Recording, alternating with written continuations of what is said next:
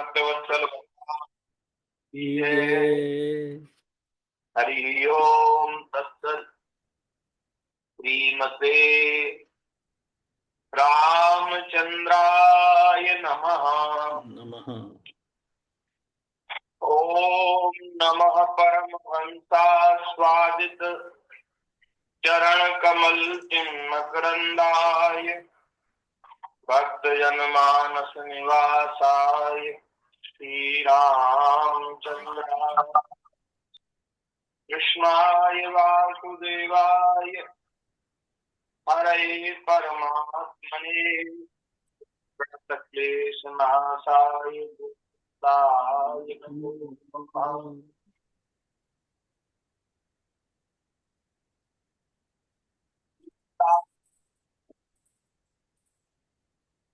रामानन्दादि मध्यमाम् अस्मदाचार्य पर्यन्ताम् वन्दे गुरु परम्पराम्।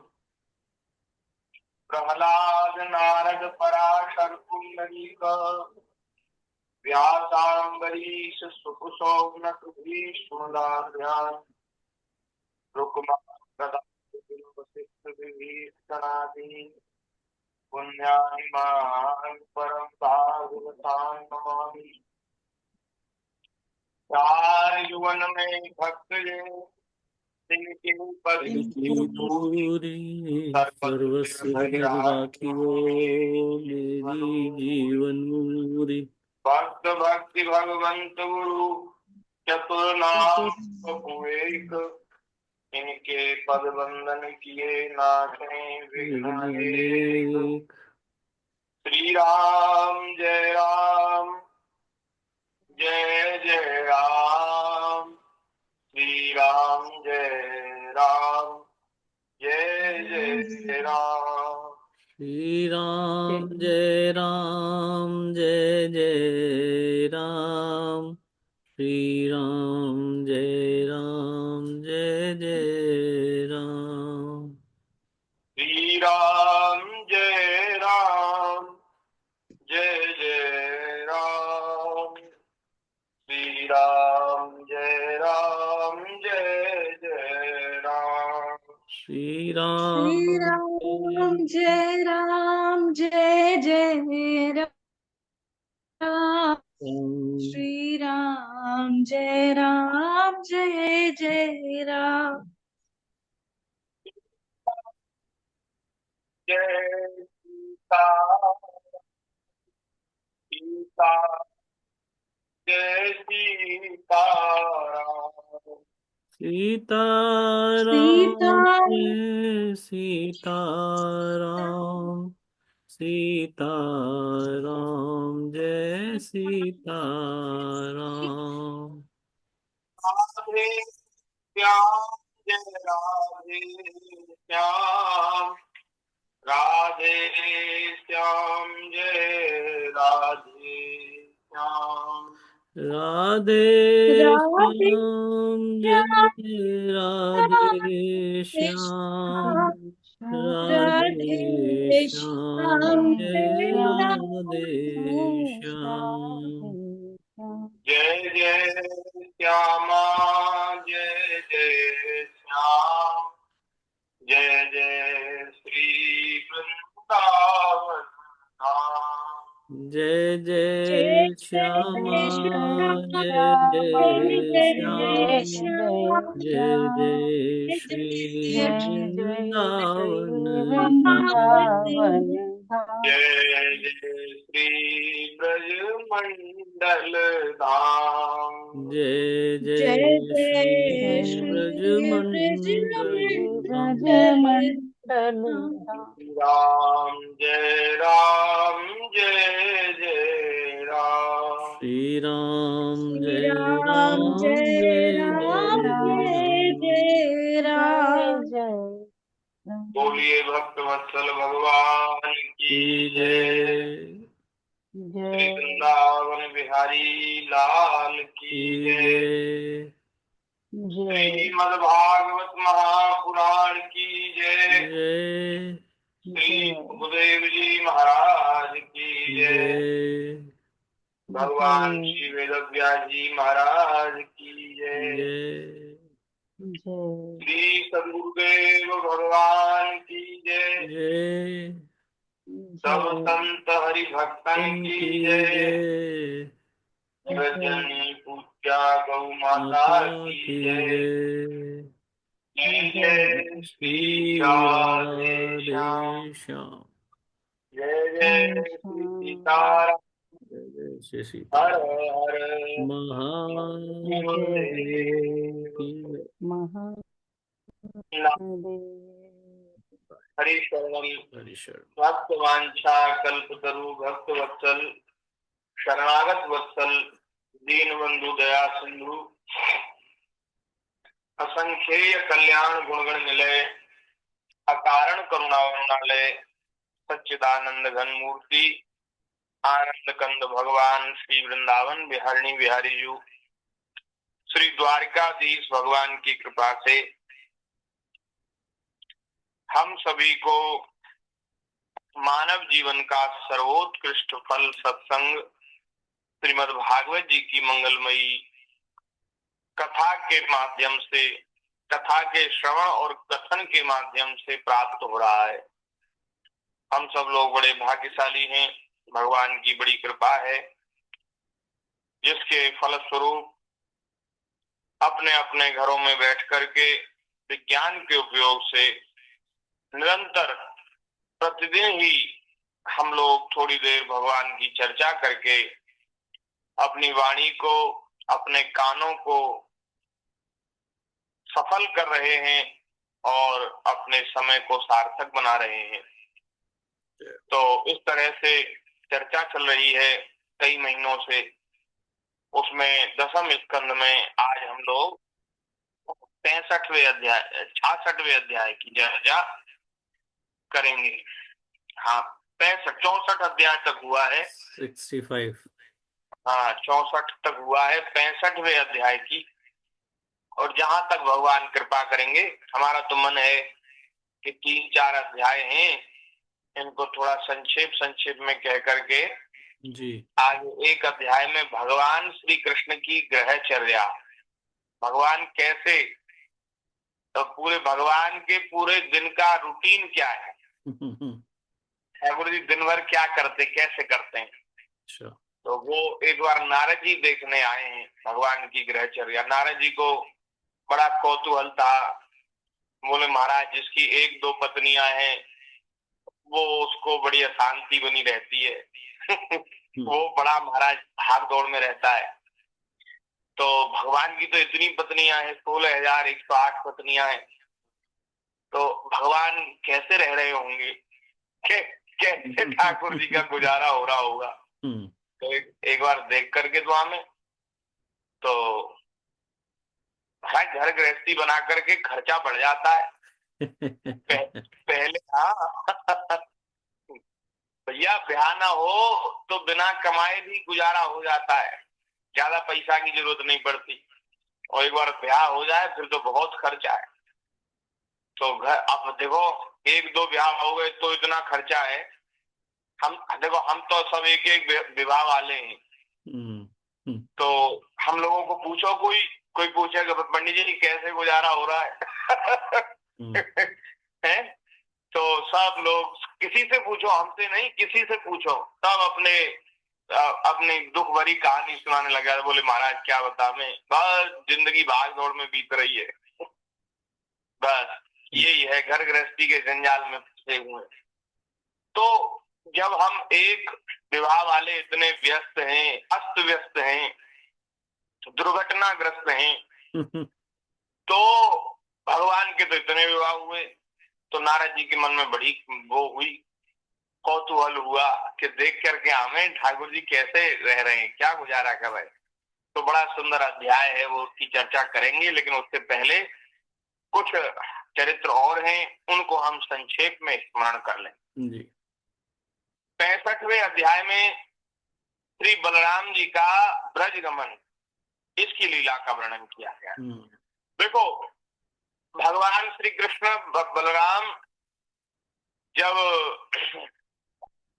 ब्रज से आ गए मथुरा, मथुरा से द्वारिका आ गए, तो बीच बीच में भगवान भी दर्शन करने जाते हैं और कभी बीच बीच में ब्रजवासी भी आते, लेकिन उसकी चर्चा विशेष नहीं की गई है, उसको बहुत गुप्त रखा गया है। लेकिन एक बार चर्चा ये भी आई कि बलराम जी ब्रज में गए, भागवत जी में ये वर्णन है। और एक बार संक्रांति के अवसर पर सभी ब्रजवासी द्वारिका पहुंचे हैं और वहां भगवान के साथ उनका मिलन हुआ है। तो ये सब चरित्र हैं। ऐसा नहीं ठाकुर जी आए तो फिर गए ही नहीं, कभी मिले ही नहीं और ऐसे विरह में व्याकुल सबको छोड़ आए। ये जो भाव है ये ज्यादा हमको अच्छा नहीं लगता और ये उचित भी नहीं है। ठाकुर जी कोई निष्ठुर थोड़ी है भैया, है भगवान का हृदय कृपा और करुणा से परिपूर्ण है महाराज। अपने प्रेमियों को सताना नहीं जानते, अपने प्रेमियों के प्रेम को निभाना जानते हैं। जानत प्रीत रीति रघुराई, भगवान के जैसा प्रेम निभाना और कोई जानता ही नहीं। हाँ, प्रीत की रीति रंगीलो ही जाने, ठाकुर जी जानते और कोई प्रेम निभाना नहीं जानता। संसार में सब प्रेमी रोते फिरते हैं, अरे बोले महाराज हम क्या करें, लोगों से हमने बड़ा प्रेम किया और सबसे बड़ा सबके साथ बढ़िया व्यवहार किया, लेकिन लोगों ने हमारा सब ऐसे ही कर दिया, सब अपना अपना स्वार्थ पूरा करके हमको छोड़ गए। तो संसार में तो प्रेम कहीं है ही नहीं, प्रेम को कोई निभाना नहीं जानता, प्रेम का निर्वाह कैसे किया तो ये नहीं जानते। भैया प्रेम को निभाना तो ठाकुर जी से सीखना चाहिए, भगवान जानते हैं। और जो भगवान के भक्त हैं, जो भगवान के भक्त भगवान से प्रेम कर रहे हैं, तो प्रेमी और प्रेमास्पद एक हो जाते हैं। प्रेमी का जो हृदय है वो जो प्रेमास्पद से ठाकुर जी से मिलता है तो वो एक हो जाते हैं। तो ये भगवान के जो भक्त हैं वे भी जानते हैं प्रेम करना, हाँ प्रेम करना जानते हैं। एक दिन हमने चर्चा सुनाई थी गोपियों की कि एक बार द्वारिका में ठाकुर जी ने लीला करी कि इनको भगवान की पटरानियों को बड़ा अभिमान था कि हमसे ज्यादा कोई ठाकुर जी से प्रेम नहीं करता, हम सबसे बड़ी प्रेमी हैं। लेकिन फिर भी ये ब्रज की गोपियों को क्यों याद करते रहते, क्यों उनके विरह में ऐसे उदास से हो जाते हैं, क्या बात है, क्या हम कोई कम प्रेमी है? तो उनके अभिमान को दूर करने के लिए ठाकुर जी ने एक लीला करी कि एक दिन भगवान सवेरे से पेट पकड़ कर बैठ गए कि मेरे पेट में बहुत दर्द है, पेट दुख रहा है। तो वैद्यों को बुलाया गया। एक दिन चर्चा सुनाई थी ना मैंने, जी हाँ। तो वैद्यों को बुलाया लेकिन कोई रोग का निवारण नहीं कर पाया। उसी समय नारद जी महाराज वहां आए और नारद जी भी बड़ा प्रेम का वो रखते थे मन में अपने। तो नारद जी से कहा भगवान ने कि नारद जी ऐसा है कि मेरा जो पेट का जो दर्द है, रोग है, वो किसी भक्त की चरणरज से ठीक हो जाएगा। कोई भक्त अपनी चरणरज दे दे, मैं मस्तक पर लगा लूं, पेट पर लगा लूं, अपनी छाती पर लगा लूं तो ठीक हो जाऊंगा। तो नारद जी ने भी नहीं दिया। नारद जी गए रानियों के पास, पटरानियों के पास, ठाकुर जी ऐसे कह रहे हैं। तो सब सोचने लगी कि अरे हम तो पतिव्रता सती साध्वी स्त्री हैं, अरे हम तो भगवान के चरणों की रज को अपने मस्तक पर, अपने माथे में सिंदूर में लगाती हैं, बालों में लगाती हैं, तो अब हम अपने चरणों की रज कैसे दे दें? हमारा तो लोक परलोक सब बिगड़ जाएगा, हमारा तो धर्म नष्ट हो जाएगा। अपने धर्म की पड़ी है, ठाकुर जी के जो रोग है उसकी चिंता नहीं। तो अब भगवान बोले कि अब यहाँ सबका प्रेम देख लिया, अब ब्रज में चले जाओ नारद जी। तो नारद जी ब्रज में गए। तो नारद जी ने गोपियों से कहा, गोपियों ने पूछा द्वारिका का समाचार। तो नारद जी ने कहा द्वारिका में सब तो ठीक है, लेकिन आज ठाकुर जी के पेट में बहुत दर्द हो रहा है। बोले अरे राम कैसे हुआ, क्या हुआ? बोले इसका क्या समाधान है, कैसे दूर होगा? नारद जी ने सब बात बता दी कि आप अपने चरणों की रज दे दो तो ठीक हो जाएगा। तो एक दो गोपी नहीं, हजारों हजारों लाखों लाखों गोपियां बोले महाराज थोड़ी बहुत नहीं, खूब भर भर करके रज ले जाओ, कुंटल कुंटल रज ले जाओ यहाँ से और दे दो ठाकुर जी को। अरे गोपियों क्या कर रही हो, पता है तुम्हें भगवान को चरण रज दोगी है, अपने स्वामी सर्वस्व प्राण जीवन धन को चरण रज दोगी, तुम्हारा परलोक नष्ट हो जाए। अरे हमें करोड़ों जन्मों तक, करोड़ों युगों तक नरक में सड़ना पड़े सड़ लेंगी, हम पड़ी रहेंगी नरकों में, लेकिन हमारे प्राण प्यारे श्याम सुंदर को एक क्षण भी कष्ट हो ये हम सहन नहीं कर पाएंगे। तो नारायण ऐसा प्रेम, भैया प्रेम करना तो ठाकुर जी जानते हैं और उनके प्रेमी जानते हैं, भक्त जानते हैं, और संसार तो सब ऐसे ही है। तो भगवान अपने प्रेमियों से बहुत प्रेम करते हैं, तो ये बात ज्यादा हमें अच्छी लगती है। तो ये जो चरित्र है 65वें अध्याय में सुखदेव जी महाराज ने बलराम जी के ब्रज गमन का वर्णन किया है। ब्रज में गए हैं, नंद बाबा यशोदा मैया से कई दिनों तक रहे हैं, अपने बाल सखाओं से खूब महाराज खूब बातचीत हुई है और खूब संवाद हुए, गोपियों से मिले हैं, सब समाचार इधर आदान प्रदान हुआ है, यहाँ का सब समाचार लिया और द्वारिका का सब समाचार दिया है। भगवान श्री कृष्ण की याद कर रही हैं गोपियां, तो ठाकुर जी के मधुर चरित्र सब सुनाए हैं। द्वारिका में भगवान कैसे कैसे लीला कर रहे हैं, क्या क्या करते हैं, तो सब गोपियों को सुनाए हैं और गोपियों की विरह व्यथा को दूर किया है, विरह व्यथा को दूर किया है और खूब आनंद से बलराम जी महाराज कई दिनों तक ब्रज में रहे हैं। तो ये चरित्र है 65वें अध्याय में। बोली भक्त वत्सल भगवान की जय। आगे 66वें अध्याय में श्री सुखदेव जी महाराज पौंड्रक और काशीराज के उद्धार की कथा कह रहे हैं। पौंड्रक नाम का एक राजा है, एक क्षत्रिय है, वो महाराज भगवान श्री कृष्ण से बड़ा द्वेष करता है, बड़ा भगवान की जो प्रतिष्ठा है, भगवान की जो प्रशंसा है उसको सहन नहीं कर पाता और वो महाराज ऐसा द्वेष में डूब गया कि वो स्वयं ही अपने आप को श्री कृष्ण बताने लगा, वासुदेव बताने लगा, और उसका मित्र है काशीराज। तो दोनों ने महाराज काशीराज ने खूब ये सब जगह लोगों से प्रचार करा दिया कि वो द्वारिका में जो रहता है वो श्री कृष्ण, बोले वो तो झूठा है, सच्चे श्री कृष्ण वासुदेव तो ये हैं महाराज पौंड्रक, ये है वासुदेव। इसने महाराज नकली दो हाथ तो इसके थे ही, इसने 2 हाथ और लगा लिए, क्योंकि श्री कृष्ण द्वारिका में जब विराजते हैं तो चतुर्भुज रूप से विराजते हैं, तो 4 भुजा इसने अपनी लगा ली।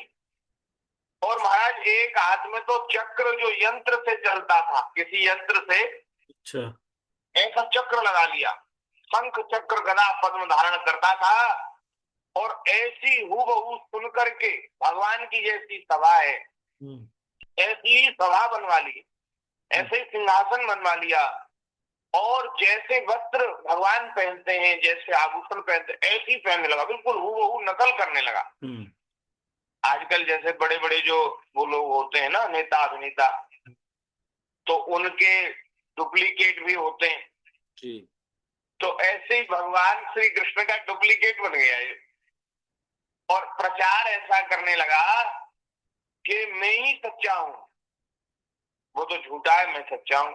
तो एक दिन महाराज इसके जो चापलूस जो मंत्री थे और इसके जो मित्र थे वो भी महाराज इसको बहुत चढ़ाते रहते थे, बहुत इसकी प्रशंसा करते थे और इसको खूब चने के पेड़ पर चढ़ाते रहते थे। बोले महाराज आप तो ऐसे, आप तो ऐसे। एक दिन इसका अभिमान ऐसा बढ़ा कि इसने अपना एक दूत भेजा द्वारिका पत्र लेकर, उस पत्र में युद्ध की बात लिख दी कि अगर तुम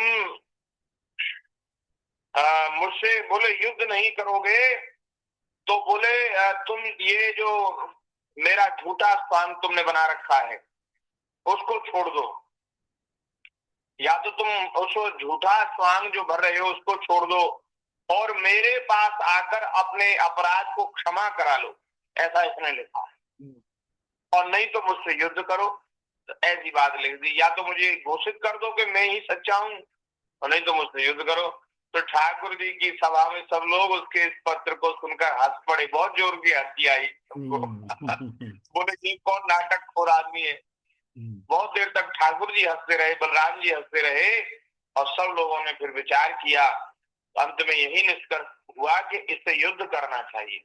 ये तो खुली घोषणा दे रहा है युद्ध की, हमें ललकार रहा है युद्ध के लिए, इससे युद्ध लड़ना चाहिए। तो भगवान ने उस दूत से कहा कि हमारी सेना आ रही है पौंड्रक के नगर में। तो महाराज भगवान की सेना गई है और पौंड्रक का उद्धार भगवान ने किया है। पौंड्रक को मार दिया, बहुत जोर का युद्ध हुआ है।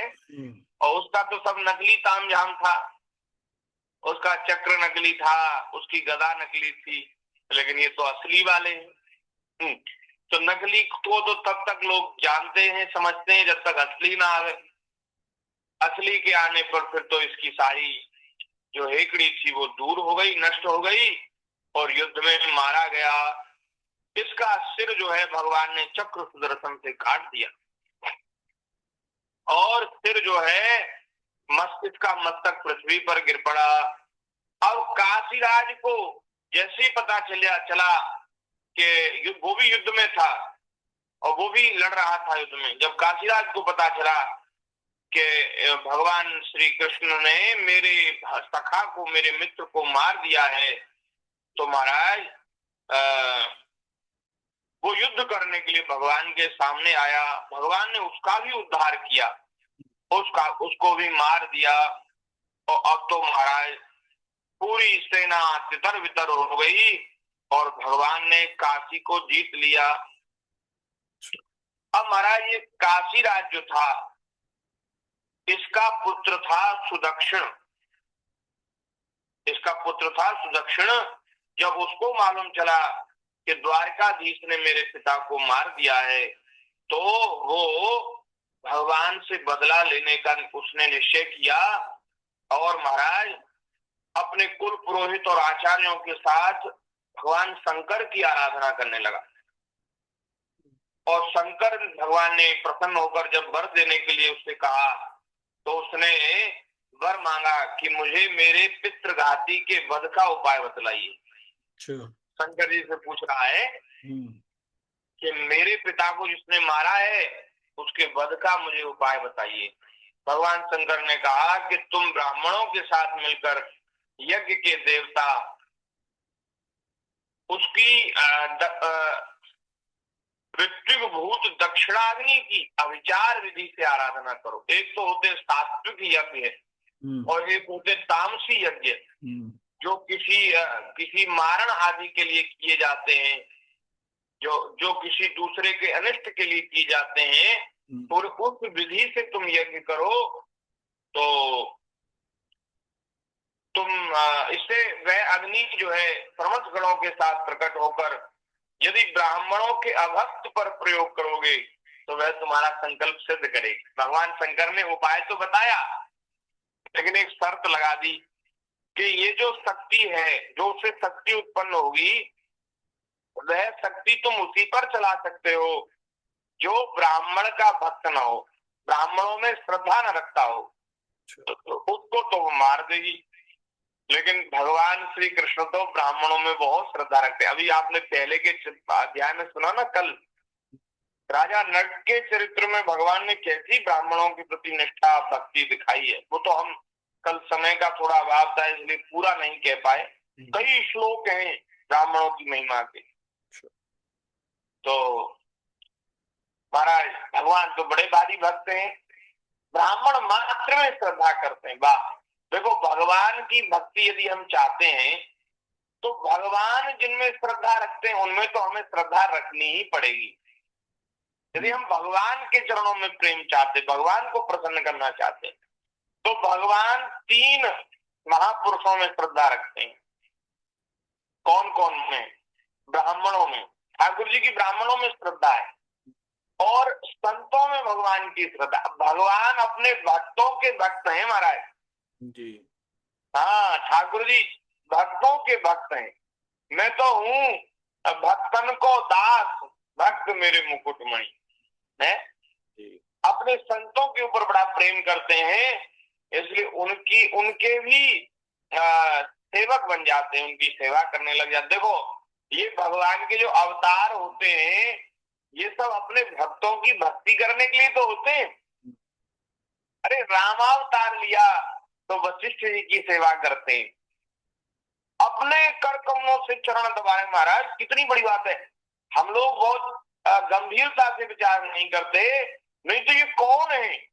अनंत कोटि ब्रह्मांड नायक सर्वेश्वर परात्पर पर ब्रह्म है, जिनकी सेवा के लिए, सेवा नहीं महाराज, जिनके दर्शन के लिए एक झांकी दिख जाए इनकी, इसके लिए बड़े बड़े सिद्ध मुनि महात्मा, बड़े बड़े देवता भी बड़ी बड़ी कठोर साधना करते, तपस्या करते कि एक झलक उनकी दिख जाए।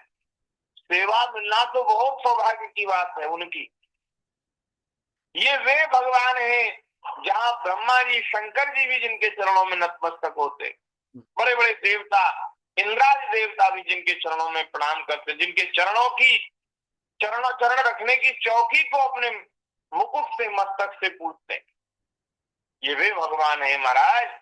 और ये ठाकुर जी कैसी लीला करते हैं कि वशिष्ठ जी के चरणों को अपने हाथ से दबा रहे।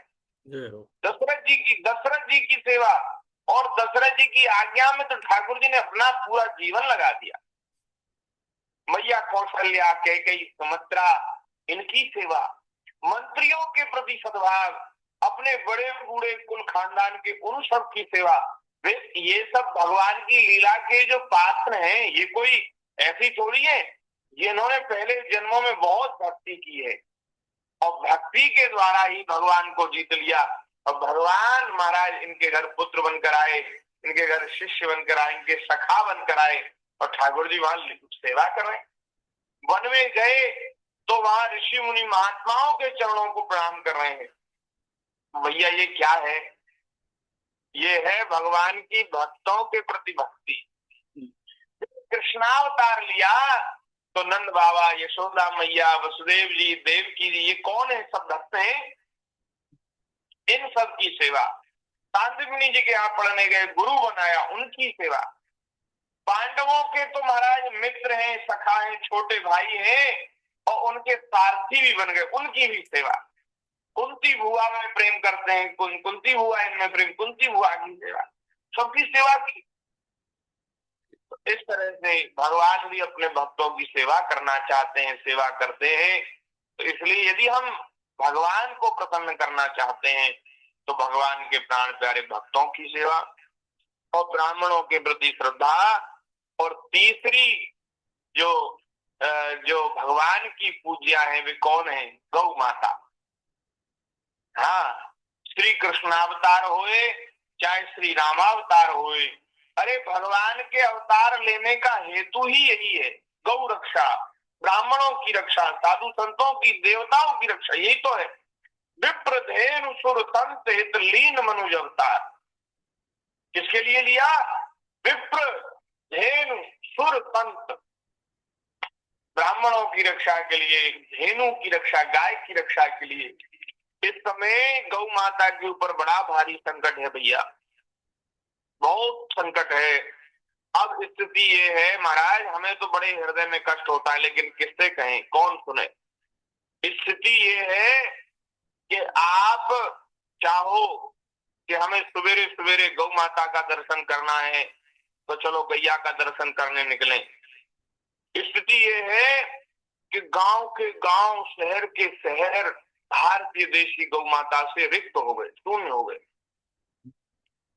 हमारा हम तो गांव में रहते हैं, यहाँ महाराज 2-4 भी देशी, भारतीय देशी नस्ल की, जिनमें भारतीय देशी नस्ल के लक्षण घटित हों, ऐसी गौ माता के दर्शन आपको बहुत कम होंगे।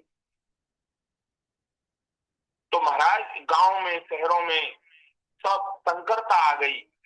जो विदेशी नस्ल के जो पशु हैं उन उनसे उनसे संबंध होकर के संकरता, बड़ी भारी संकरता फैल गई और वो मिक्स ब्रीड इकाई है जिसको जिसको दोगली दोगली कहते हैं। तो वो ना तो देसी रही ना विदेशी रही और सब ऐसी गैया हो गई।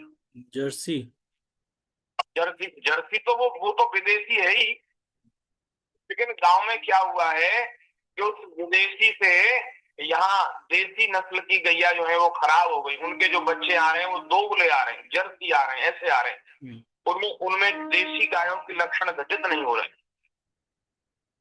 तो महाराज बड़ी स्थिति विचित्र है। अब अगर ऐसा ही रहा, अब ऐसे भगवान की कृपा से, संतों के तत्प्रयास से अब जो है लोगों में बड़ी जागृति है, जागरूकता है। अब कुछ कुछ लोग देशी गैया की सेवा, उसकी रक्षा, उसके संवर्धन में लगे हैं। बहुत अच्छा काम हो रहा है राजस्थान में, पंजाब में, और जो गौशाला है वो भी अपने अपने स्तर पर काम कर रही है। लेकिन हम सबको लगने की आवश्यकता है, सबको, जैसी जिससे सेवा बन जाए। श्री पथमेड़ा वाले महाराज जी कहते हैं कि आप जहां हैं वहीं से गौ सेवा कर सकते हैं, केवल धन से ही नहीं, धन से ही नहीं, धन से तो सेवा होती है, धन, लेकिन और भी सेवा के माध्यम है। जैसे जैसे कोई कवि है तो वो गौ महिमा परक कविता बनावे और उनको प्रचार करे, है ना। कोई जैसे कोई वकील है तो वो वकील गौ माता की रक्षा के लिए कानून बनवावे। यदि कोई मंत्री है, कोई नेता है, तो संसद में गौ रक्षा की बात चलावे, गौ संवर्धन की बात चलावे, गौ सेवा की बात चलावे। कोई ऐसे ही सामाजिक व्यवहारिक आदमी है तो सब लोगों को गौ महिमा की प्रेरणा दे, गौ सेवा की प्रेरणा दे, सबको गौ सेवा में लगावे।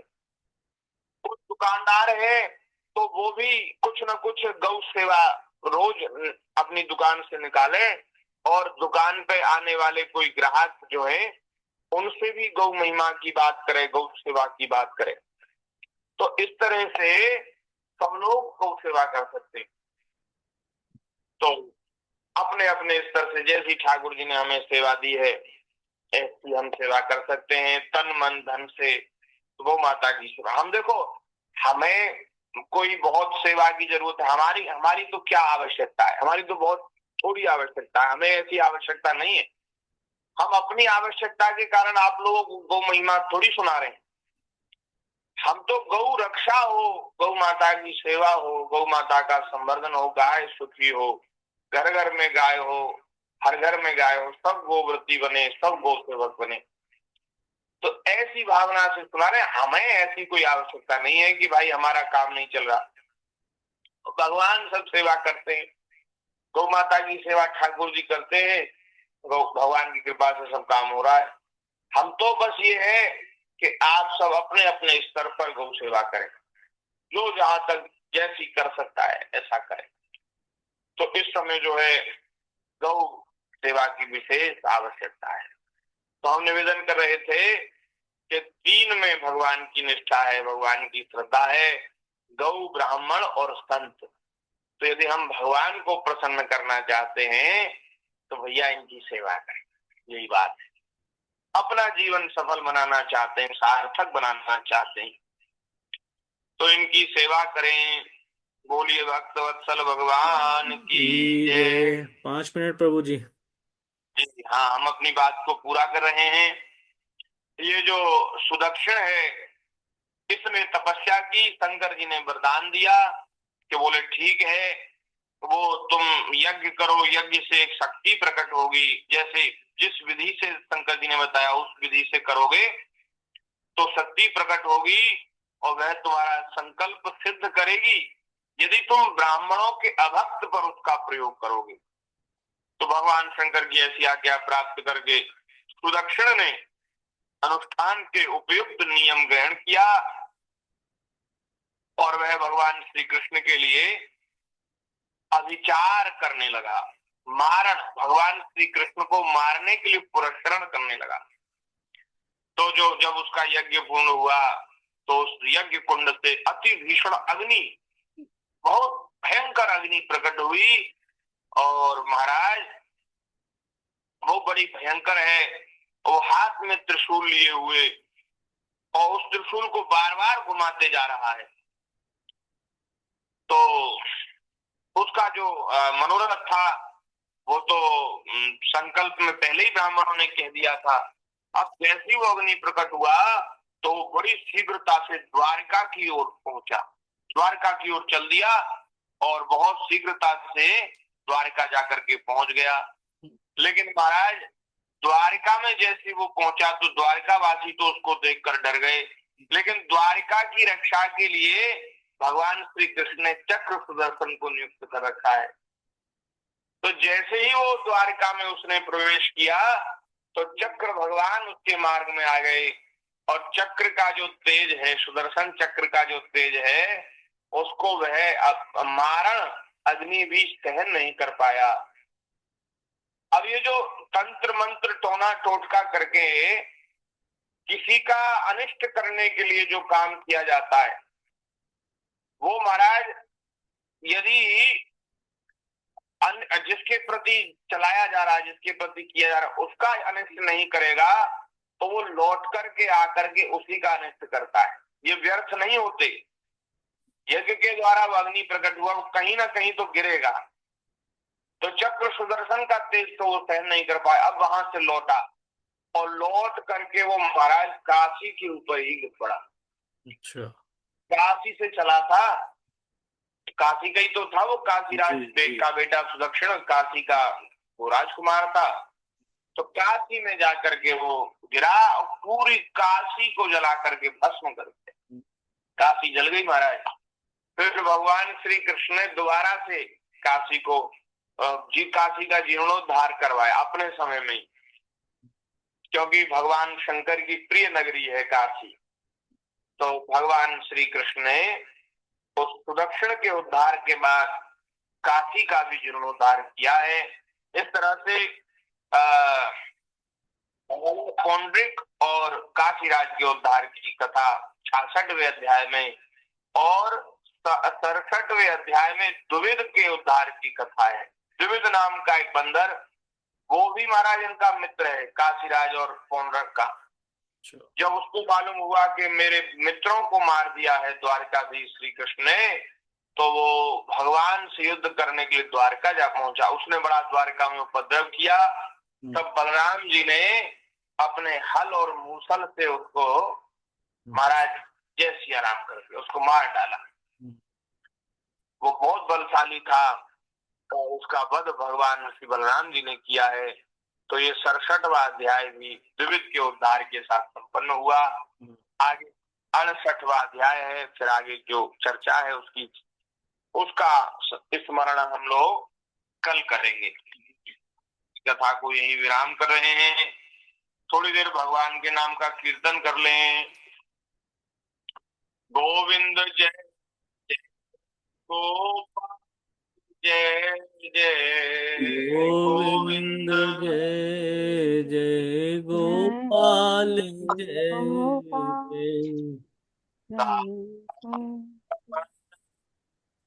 गोविंद जय जय राधा रमण हरि गोविंद जय जय जय गोपाल जय जय गोविंद जय जय गोपाल जय जय राधा रमण हरि गोविंद जय जय श्री राधा रमण रमण हरि गोविंद जय जय राधा रमण हरि गोविंद गोविंद राधा राधा रमण